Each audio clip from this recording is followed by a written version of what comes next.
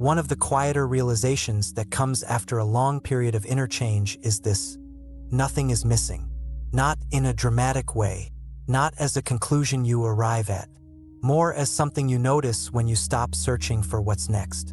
For a long time, life may have felt like it was pointing somewhere else, toward understanding, toward healing, toward becoming more settled, more clear, more whole. Even growth had a direction, but at some point that direction softens. Not because everything is resolved, but because the sense of absence fades. You may still have questions. You may still feel uncertainty, but the feeling that something essential is missing isn't there in the same way. This episode is about that shift. Not the end of struggle, not the end of effort, but the end of living as if something fundamental hasn't arrived yet. You may notice this most clearly in ordinary moments. Standing in the kitchen, doing something routine at work, driving without thinking about where you're going next in life. Nothing special is happening, and nothing feels wrong about that. Earlier, stillness may have felt empty. Now it feels complete. Not full, complete. Fullness implies accumulation. Completion implies nothing needs to be added. When nothing is missing, life doesn't suddenly become easy or light. It becomes simpler.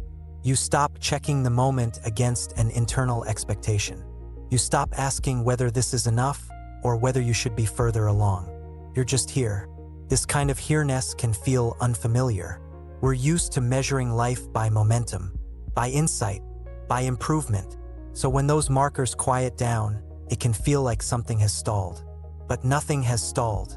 What's fallen away is the sense that life needs to justify itself. You may notice that you're no longer trying to get somewhere internally. Even when things are unfinished, there's no urgency to complete yourself. That urgency used to drive a lot of effort.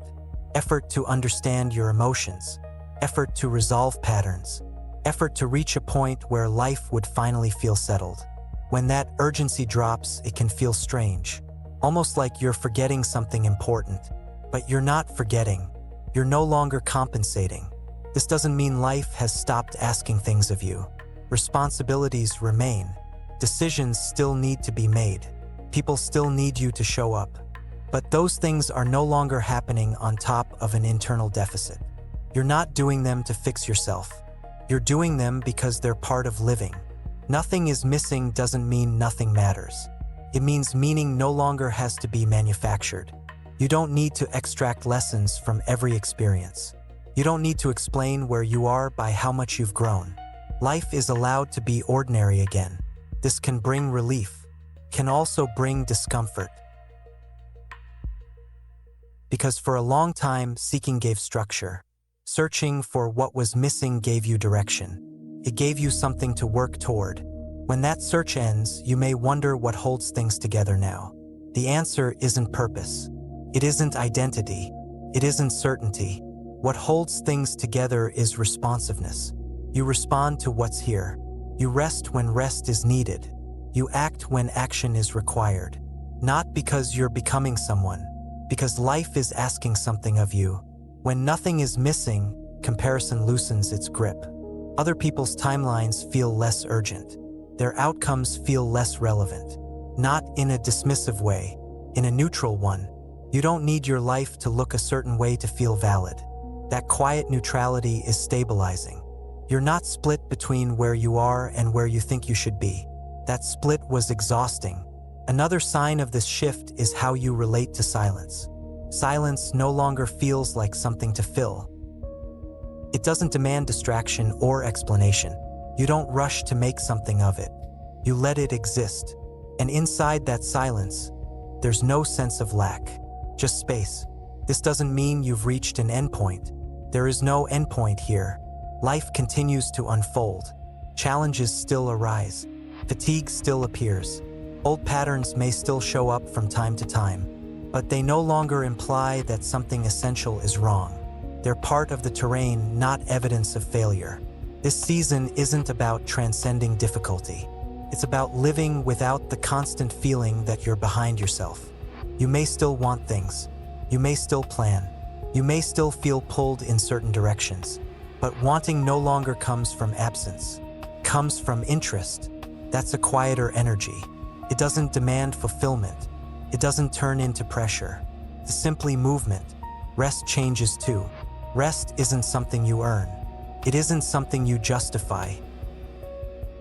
You rest because your system asks for it. Not to prepare for a better future version of yourself, but because this moment requires it. That kind of rest doesn't need permission. This can be hard to trust, especially if you're used to measuring yourself by output or progress. But trust isn't something you force here. It grows naturally when you see that life continues without constant internal management. This episode isn't offering a conclusion. It's marking the beginning of a different way of living. Not the beginning of a new search, but the beginning of living without one. If you're listening to this and noticing a quiet sense of sufficiency, even in the middle of uncertainty, you're not imagining it. That sense doesn't mean everything is resolved. It means you're no longer living from the idea that something essential hasn't arrived yet. And if this reflection helps you recognize that shift, you're welcome to stay with the season as it continues. Liking the video helps it reach others who may be experiencing the same quiet settling without knowing how to name it. If someone you care about seems to be living well enough but still waiting for something to click, you're welcome to share this with them, only if it feels right. Nothing is missing. Life is already here, and that's where this season continues.